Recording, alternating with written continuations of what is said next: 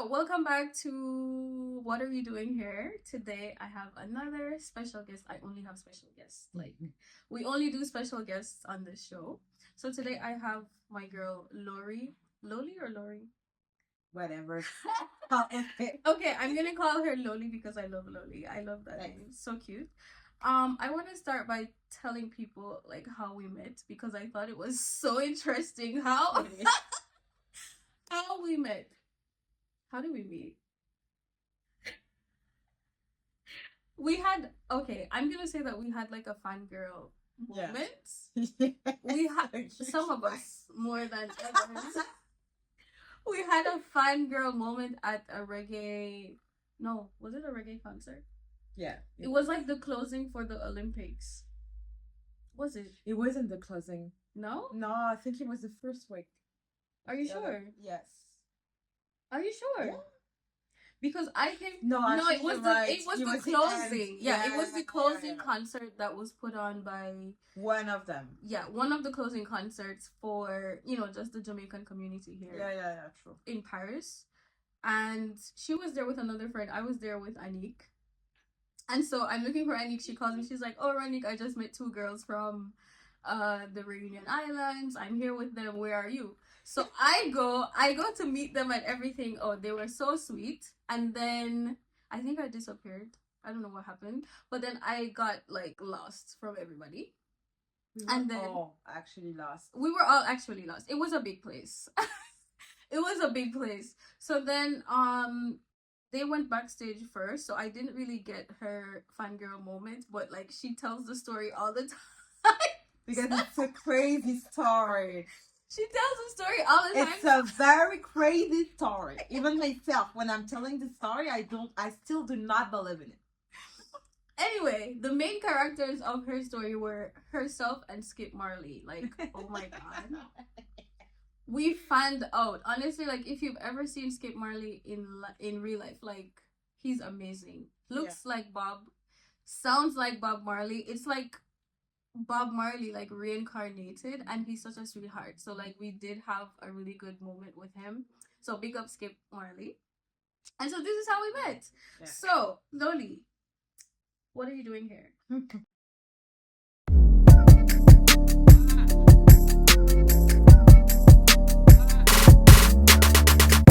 So when I arrived at her place, she asked me this question, and I was like, "That's a really good question.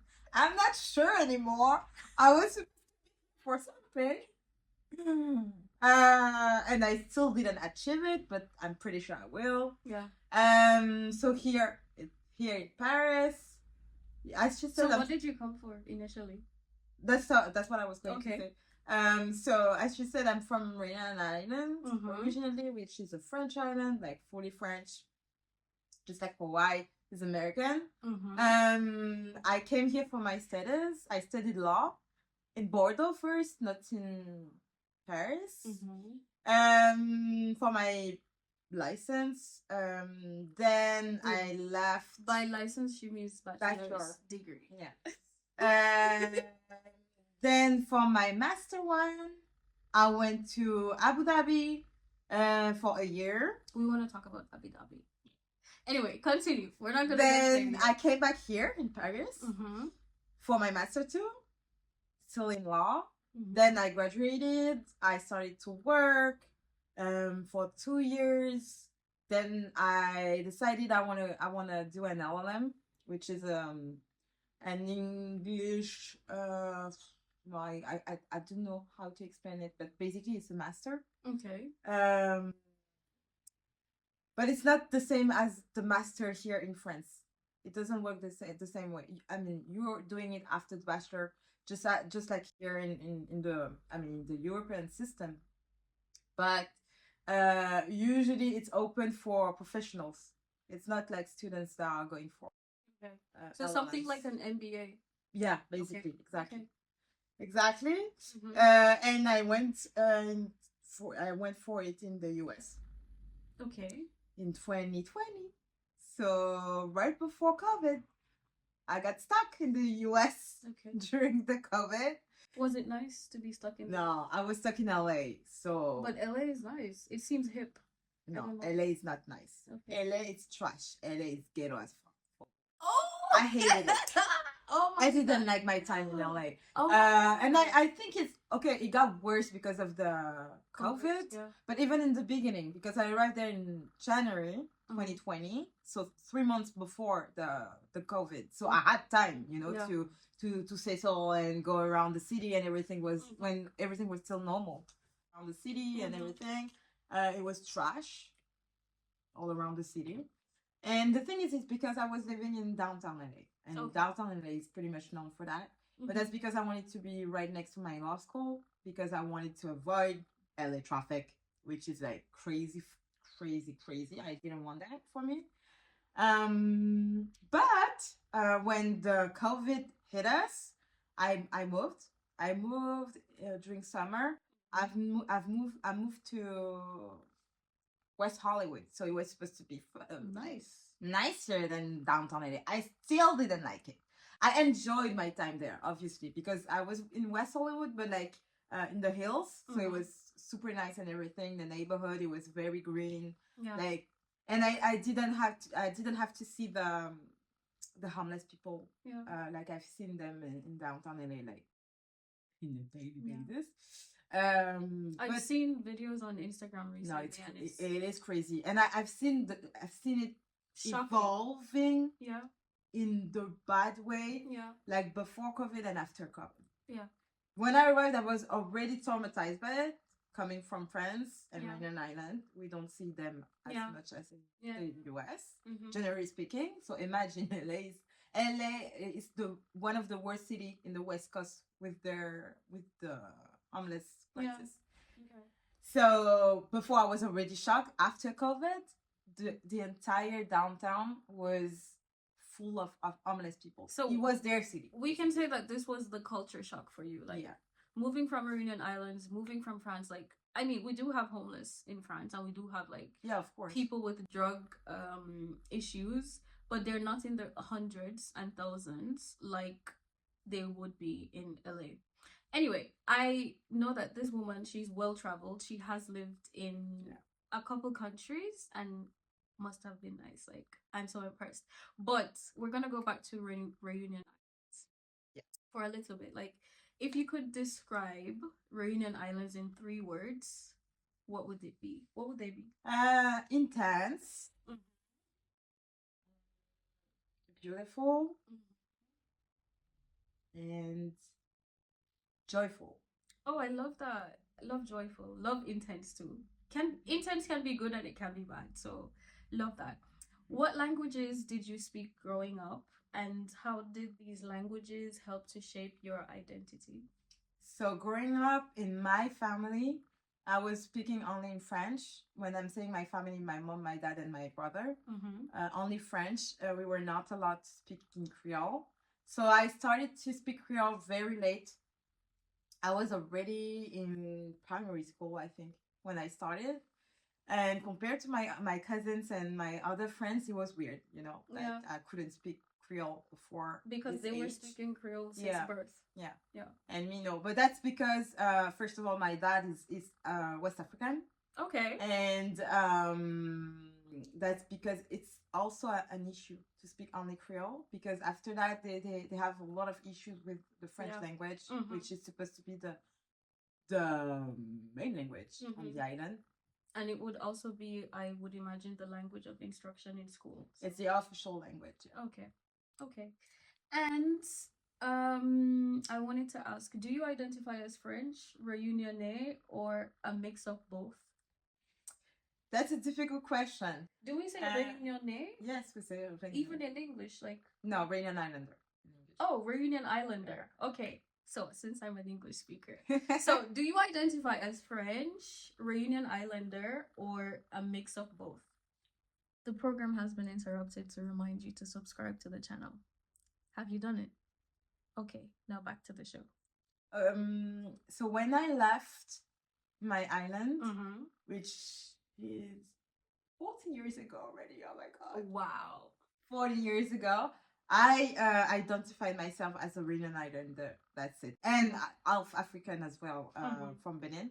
Okay. But more Réunion Islander because I was no, I was born here, by the way. I grew up there. Okay. I So grew you up were on born the in island. France, Yeah. but grew up in Réunion Islands. Yeah. on the island. Okay. And my mom is the Réunion Islander. So as you know, usually when the mom is from somewhere, you're getting the culture of the mom. So I identify as a Réunion Islander, but nowadays, it's pretty difficult because when I was living abroad, I was always identifying myself as a French person because I realized that I really have a French way of thinking and mindset and when you're abroad,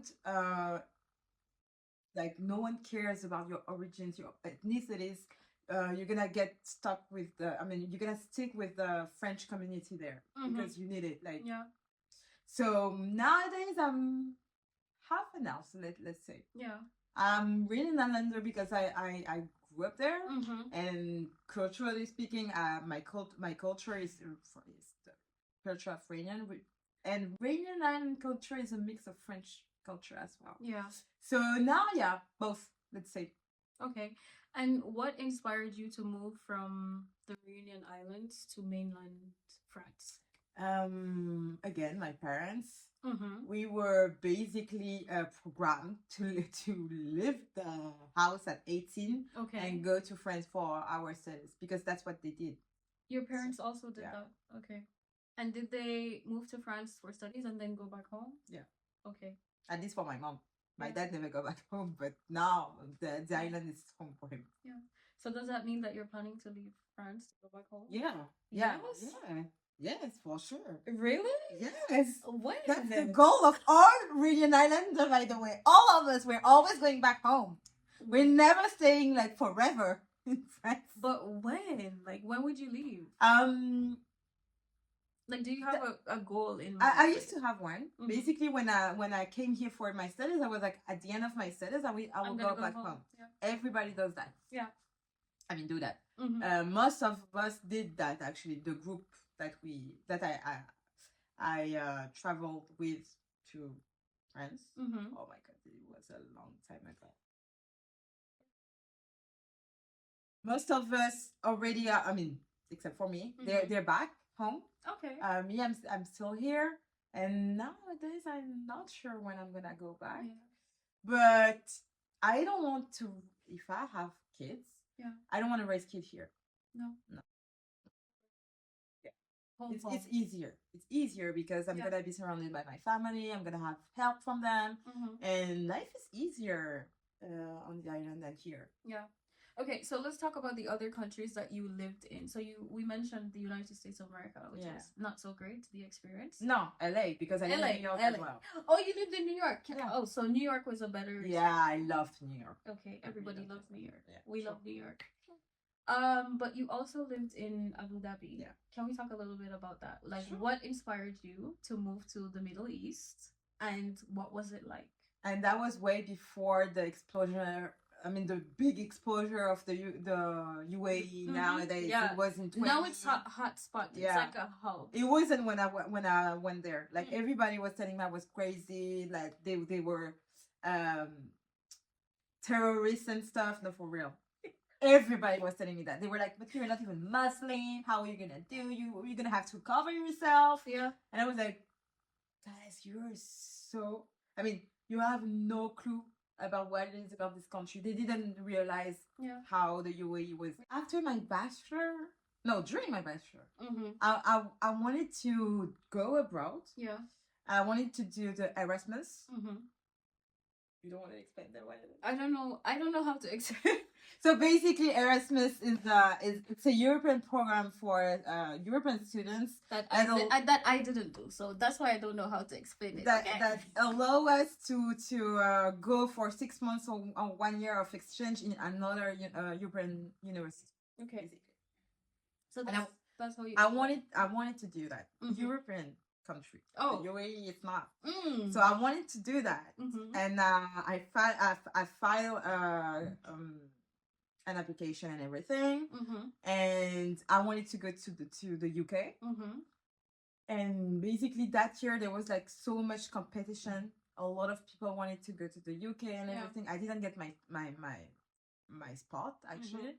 And they proposed me to go to the East European country, me as a black woman. I was like, are you fucking kidding me? And it wasn't even in the big cities. It was like in a village or something. And I was like, are you stupid or you want me to die? Like, fuck that. No, I'm not going. So I just stopped there. I was like, anyways, I'm just going to do something else and go somewhere else. And that was in L3. And L3 is like third year of bachelor's. Exactly. So L3L in English speaking anyway.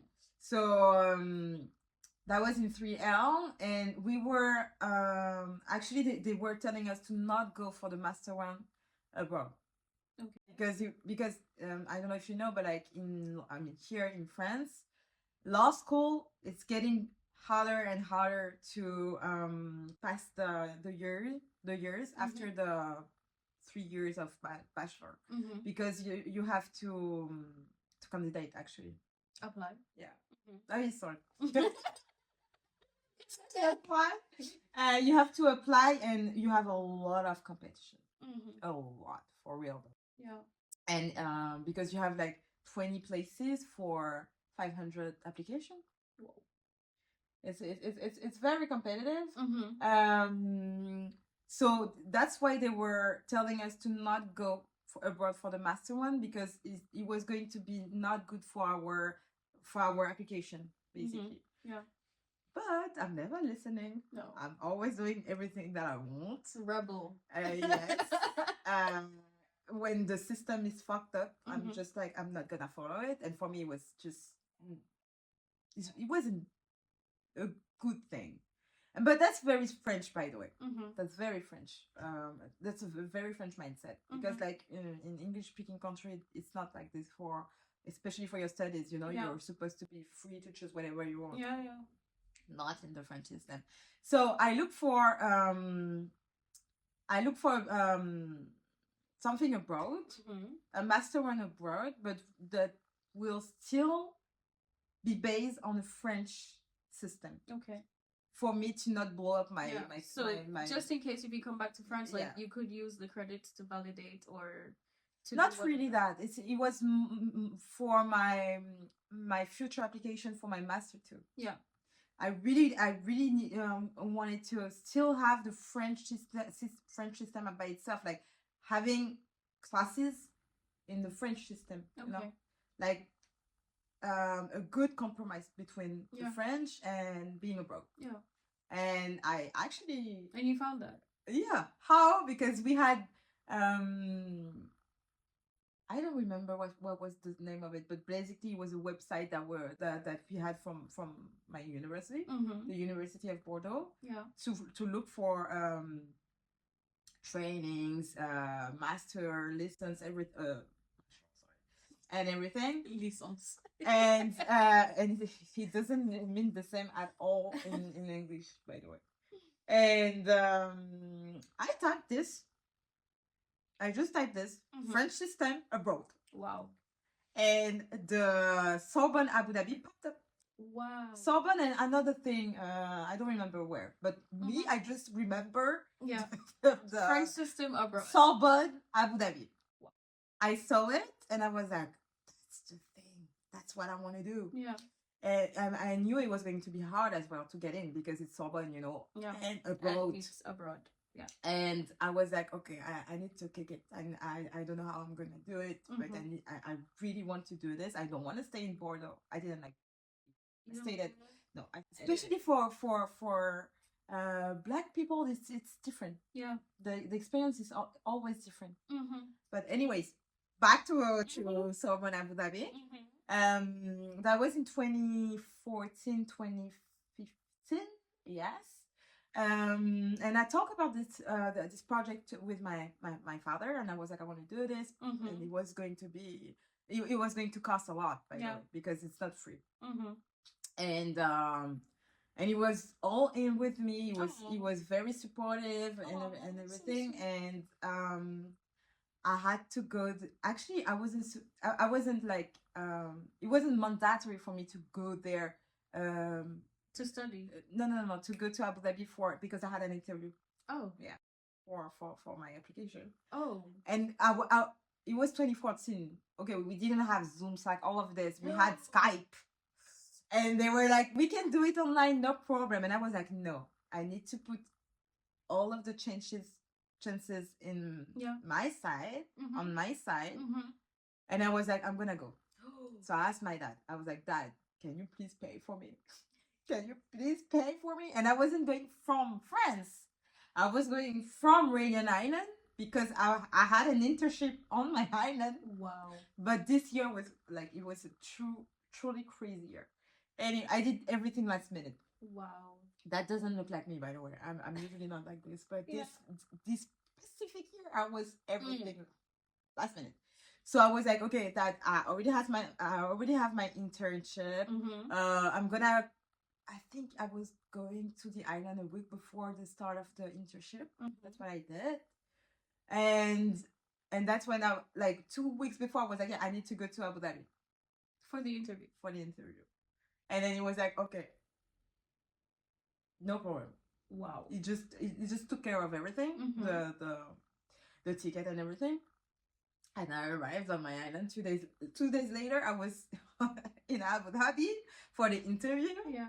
I remember it was so stressful because I didn't know anyone. Yeah. I didn't know the country at all. Oh God. I wasn't that good in English either back then. Wow. And I was like, But I was like, never mind. I'm there now. Well, I just have to go with it. You have to deal with it. So I went there, and the professors, they were so cold. The teachers? Yeah. Oh God. They were very cold. They keep asking me the same questions again and again and again and again, just like they didn't get what I wanted. What was my purpose? What I was doing there? Like, but at the end, I got accepted. I got accepted like 2 months later because I was in May. I got that accepted in July. I went crazy. You were ecstatic. At that time, Facebook was still a thing for us millennials. Yeah. So I posted it online, and everyone was like, but nobody nobody knew about Abu Dhabi back then. Yeah. Except for the ones that knew about the movie Sex and the City too, because it was actually recorded in Abu Dhabi. This was the only one. And then they realized that it was like the capital of Dubai. That's when they were like, now we got where you're going. But first of all, they were all thinking I was going to Saudi Arabia or Qatar or something like this, because they were not. I mean, Abu Dhabi wasn't really popular. No, it wasn't. Time. But the UAE itself wasn't. It wasn't very popular. No. Yeah. Just the city of Dubai, but not the country itself. Yeah. So they didn't know. They were not making the difference between all of these countries in the Gulf. So, anyways, and I was like, okay, but I cannot go like this because my English is not so good. And again, I used this tool, and I was looking for something to help me to improve my English. And I found out that my uni, my uni back then, Bordeaux, they were doing an exchange, a summer program exchange with a U.S. University. I don't remember, NIU, not NYU, NIU, Northern Illinois University. Okay. So I went there. So you went to Illinois? Yeah. No. Yeah. For a month for law school certification. And it helped me so much. Yeah, I can imagine. It did help me so much. Last minute, as usual. Last minute. But the last minute changes. Yeah, they everything. Were like... But thanks to my dad, because he was very supportive and he did pay for everything. So, and he never said no. Like he truly believed in me. He was just like, yeah, what do you need? What do you want? How much it is? Done. Yeah. He never ever questioned my capacity to do all of this. We love a good supportive daddy. Yeah. And that part, yes, he was very supportive. Yeah. And so I went there for a month. And actually, so in Abu Dhabi, they speed up our our first day of class. I don't know why, and I was in the US. I didn't know. Oh my god, it was a mess. I almost couldn't get my flight. It was a mess. Anyways, I arrived in UAE, and I remember I had to stop in Paris. Oh my god, I had to stop in Paris first. Yeah. Because they were I couldn't find any direct from Chicago. So I stopped in Paris for 12 hours. One of my friends got me from there, and I went to their place. I showered and everything. Then I took my flight. I think it was night. Anyways, then I had to stop in Qatar. So I stopped in Qatar. Then I finally arrived in the UAE. And at that time, I didn't know how the UAE worked, and the Arab world generally speaking. Were you scared?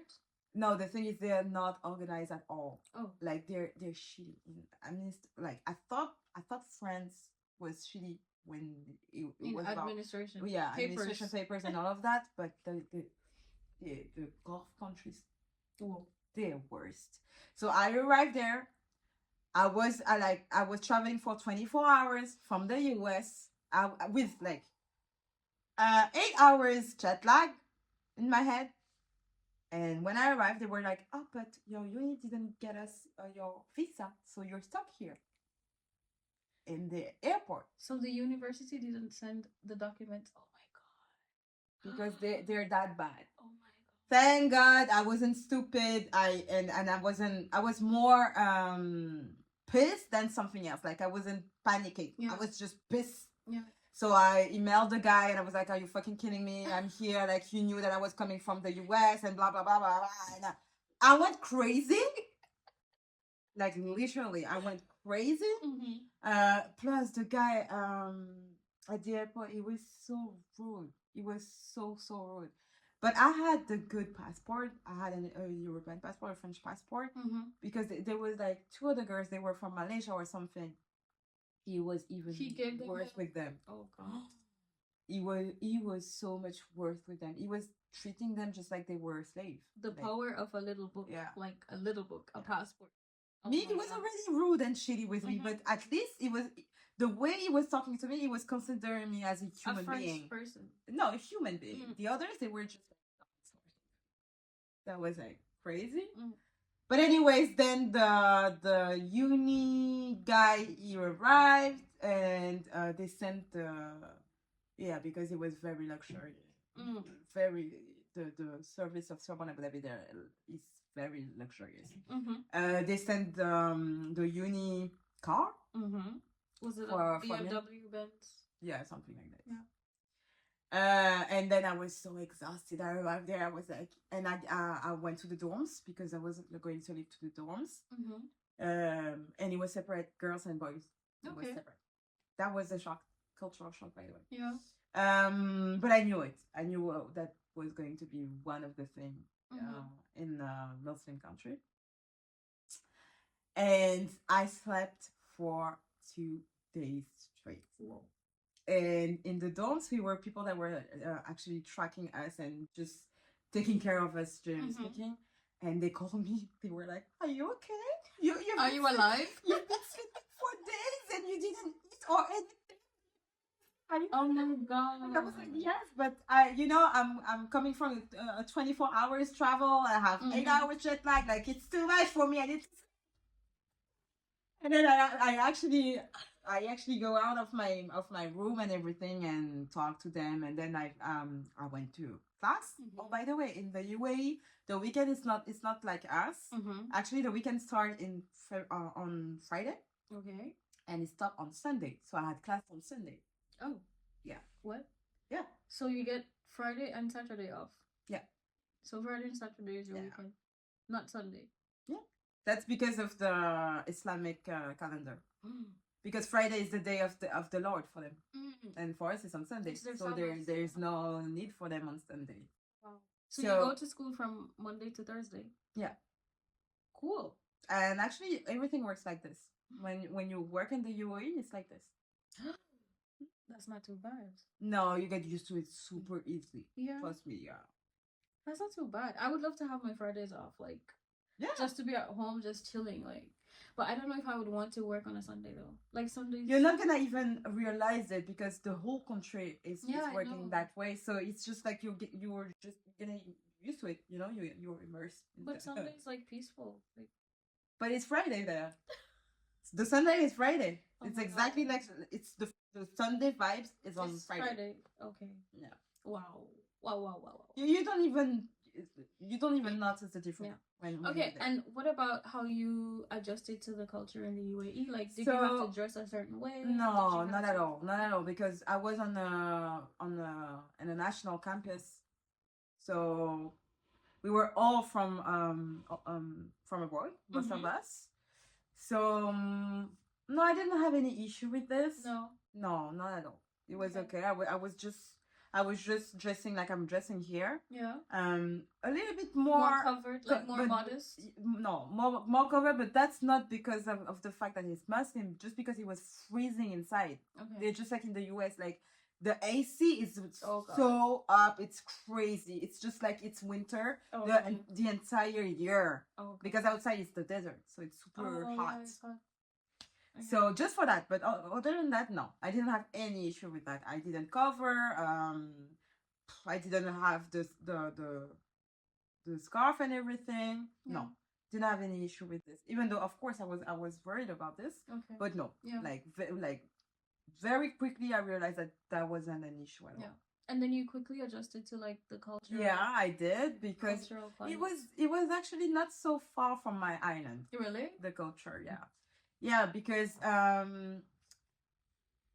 they're very open-minded. Really? I mean, they're living with expats. They're Well, like it's true. There are a lot of foreigners. like in UAE. the locals. They're very few. The country is filled with expats Okay. and immigrants. So me, I'm doing the difference between immigrants and expats Mm-hmm. because the expats are those that are being sent by their companies. Yeah, Mhm. exactly, and there are a lot of them there. Mhm. And you have some immigrants that are actually immigrating in the UAE to stay in the UAE for forever. Yeah. Basically. But it's very hard to stay in the UAE because the thing is, you have visas, Mhm. but you can never be a national. No. They're not giving their You have to be citizenship. born there. No, you have to have parents from there and Whoa. everything. It's super hard. Like they're not opening their citizenship at all. Really not. Okay. Even if you're getting married with one of them. Oh. That doesn't mean you're gonna get the citizenship. Okay. You have to ask to the chef or something like this. Okay. It's very hard. That's interesting. Yeah. Okay. So- So sorry. Continue. No, it's okay. Okay. Ask me the question. So you lived in UAE and my island, 5. 5 countries. Yeah. Okay. And which one was your favorite and why? I want to know. Okay, I'm not gonna say my island because it's home. Yeah. So it doesn't count. Yeah. The thing is, I can say the UAE, Mm-hmm. but the UAE is something. How can I say it? It's a bubble, actually. It's a bubble. It's not the real life.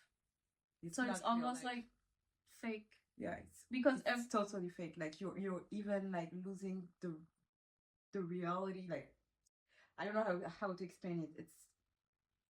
And that's this part of the UAE that I didn't like, and that's why I left actually. yeah. Because for me it wasn't real. Like, and they're doing everything for you to actually live in that way. Mm-hmm. Like example- to attain all the luxury. Yeah, because for example, you don't have the freedom of speech there.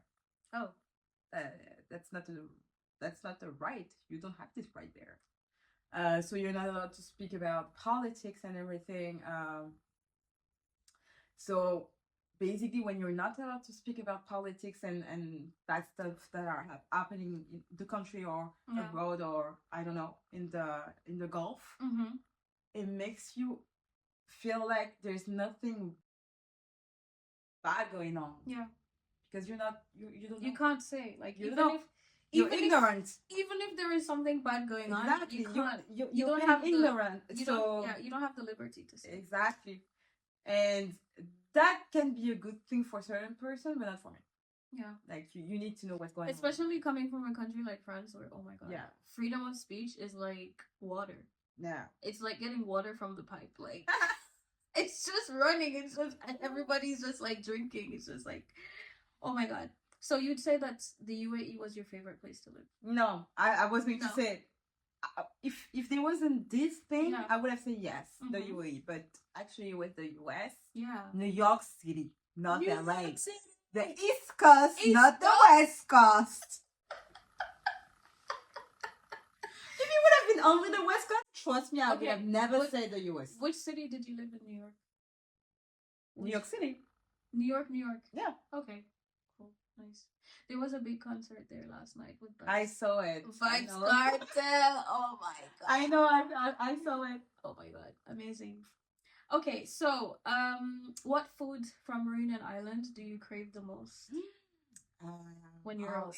So much stuff. You have no idea. Our food is so good. Yeah. So tasty. Stew pork with wine. That's excellent. It sounds amazing. It is. We also do stewed pork in Jamaica, but with wine. Never heard of it. No, we do it. Wow. Super. I would love to taste. I can't wait to go to the Réunion Islands for the food. Yeah, food is amazing. For the food. Okay, are there any traditions or cultural practices that you still keep up while you're away from the Réunion Islands? A lot. Everything about me is my culture. Yeah.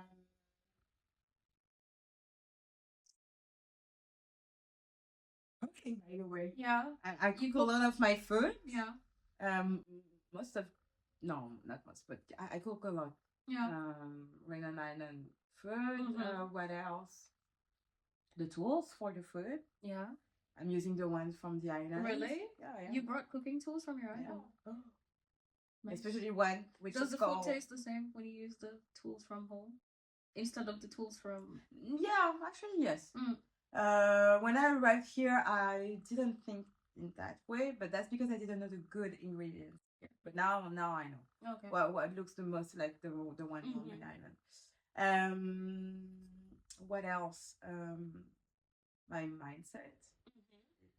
No, nowadays it's a mix, but still, it has a huge influence on my mindset.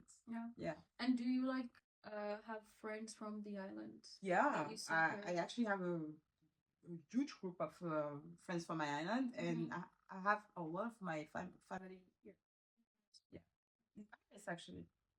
Okay. And how often do you visit?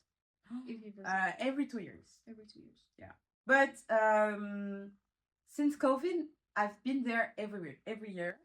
I just stopped last year actually. Okay. Have you ever had to explain where Réunion Island is? All the time. And and how do people react when you say my island is here? So it depends where in the world. Yeah. Here in France, they're like, it's in the West Indies. No, it's not in the West. It's actually the opposite. Yeah. Of the planet, but like literally, we're right next to Africa. And the West Indies are in the Caribbean Sea, which is like the opposite. It's not a Caribbean island. It's not. But it's a French island, so it's not African, but French. Yeah. Okay. Geographically speaking, it's Africa. It's an African island, but technically speaking, it's French. It's French. And actually, it's in the middle of the Indian Ocean. Like it's 5 hours. The first land of Africa is 5 hours away. Wow. By flight, so it's not that close to Africa either. Okay. It's very in the middle of the sea. Okay. The neighboring country or the neighboring island would be what? The one that is well known is Mauritius. Mauritius, okay. Which is like literally right next to us. It's like 20 minutes flight. Yeah. Amazing. Yeah, it's super. Yeah. And then we have Madagascar. It's like a 2 hours flight. Have you ever been? No. Girl, you've never been to Madagascar? No. My mom is in Madagascar right now. She Oh is. my She keeps God. sending me a lot of videos and pictures. As soon as you said Madagascar, I'm seeing the images of the animation with the animals and everything. I'm just like, oh my God. Oh my God. I would love to go there. Yeah, she sent me so much beautiful pictures and everything. I've never been there, and I was telling that to my mom. I was like, I lived on the island for 18 years, and I've never been in Madagascar. How come? How? But that's because before, when I was living in on my island, it was actually Madagascar wasn't stable enough. Okay. Like politically speaking, Mm-hmm. so they weren't on the blacklist travel. Oh. Yeah, they were for a long time. time.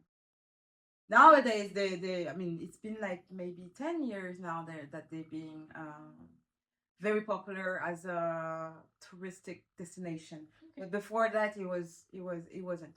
They were blacklisted. Oh, all around the world. Ouch, because it wasn't stable. So that's actually why I didn't go there back when I was living on the island. Yeah. What are the differences or the biggest differences you'd say between living on the Réunion Islands and living in France? Racism. Honestly.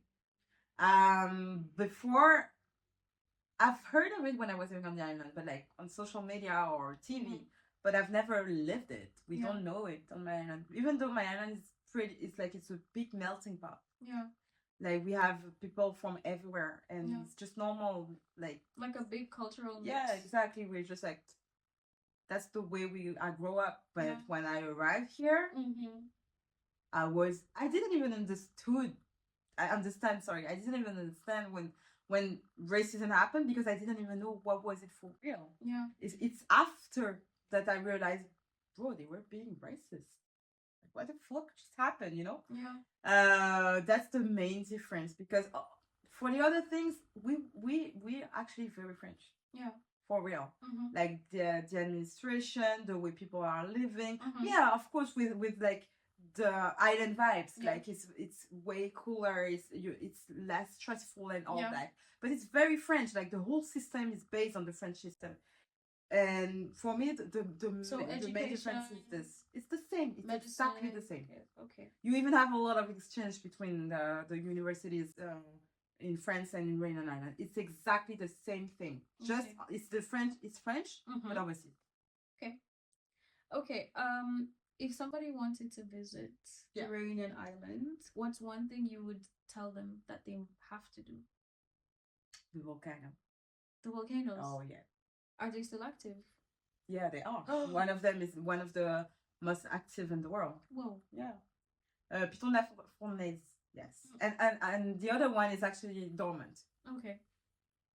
So what would we have to do? Like climb the volcano? See the last I don't know how to say it in English actually. You can say it in French. The last coulée. The lava, basically. Oh, okay. The last lava. Because it's very impressive. Yeah. Super impressive. Okay. Very impressive. And you're not saying it everywhere in the world, you know? It's something very, very special. So I would be scared, but no, because like you're gonna just visit the lava and around the volcano, but you're not gonna go in the volcano. Except if you want to, you can. Yeah. But like only this little visit is already super impressive. Yeah. Okay. Nice. And when it's active, you should definitely go to the volcano itself. Ooh. But it's very safe. Don't worry. Yeah. It's secure. This is interesting. Yeah. This is interesting. So to do the end of the episode, and I just want to say to my lovely, lovely, lovely guests from the Réunion Islands, a Réunion Islander, Lodi, thank you so much for coming. You're welcome. Thank you for sharing your beautiful life in all of these countries. I'm sure that somebody will be inspired. Might just like take the trip now. So thank you so much for being here. Remind them to subscribe to my channel. Please subscribe to our wonderful channel. Thank you. Bye guys. Bye.